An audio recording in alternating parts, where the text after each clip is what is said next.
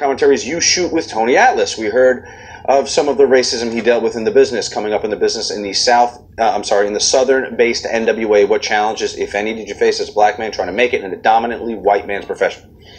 Yeah, I had my problems there. I really had most of my problems, not a whole lot, but with Ole, you know, he was a bad man. Even if he knew your name, he would call you a nigga. He just didn't care. I remember one time I was refereeing one of his matches, and he was in the corner. I patted him on the back. I was asking him to bag out, and he turned around and told me, "Nigga, don't touch me. Don't put your hands on me." In the ring? In the ring. He told me that. In the corner, I patted him on the back. I was asking him to bag out, and he turned around and told me, "Nigga, don't touch me. Don't put your hands on me." In the ring? In the ring. He told me that. One time, I had trouble with superstar Bill Dundee. Elberton, Georgia. I never forget. It was a high school gym, and something happened during the match, but I was refereeing, and he yelled right out in front of everybody, "Can't you see what they're doing, nigga?" Just like that, man. And it was just unbelievable. I just kept right on going, and something happened during the match, but I was refereeing, and he yelled right out in front of everybody, "Can't you see what they're doing, nigga?" Just like that, man. And it was just unbelievable. I just kept right on going. Ric Flair walked up to me one time and asked me, he said, "Nigga, you like working here?"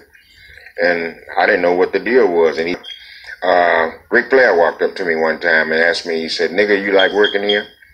And I didn't know what the deal was. And he said this was Knoxville, Tennessee. He said there were some girls at the back door, and they were trying to get in, and they told him that I said that they could come in. I don't know who these girls are. I'm going to tell somebody to get in. I don't know who these girls are.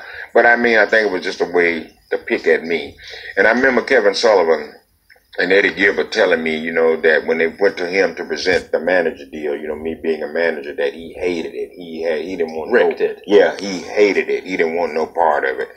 Ric Flair walked up to me one time and asked me, he said, "Nigga, you like working here?" Bird told me to my face, he said, "Teddy," he said, "I can just be honest with you, Ric Flair doesn't like you." So, why, I don't know. But did it change over time? Maybe. Just for somebody to come up to me and say stuff to me like he did, and to stop me from feeding my family, you know what I mean? I ain't bothering nobody. I'm just doing my job, trying to do what I'm supposed to do. Gary Hart, since I'm thinking about this, Gary Hart was another man came and told me. He went to Flair, and he told Flair to leave me alone. You know, why you fucking with him? He's just doing his job. And he told Flair to leave me alone. You know, why you fucking with him? He's just doing his job. So, I don't think it ever changed. Ric Flair walked up to me one time and asked me, he said, "Nigga, you..." Shame TV, East Watch. A big personal shame is going out to Ric Flair,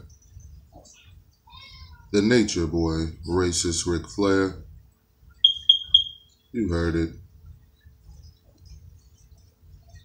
Why is he not being called out on his racism?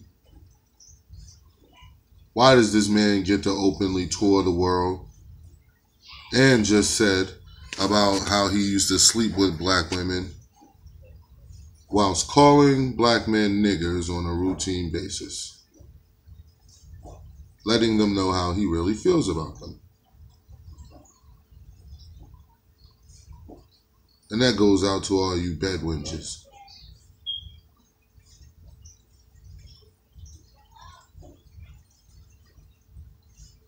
But he comes and WWE props him up whenever they feel like it.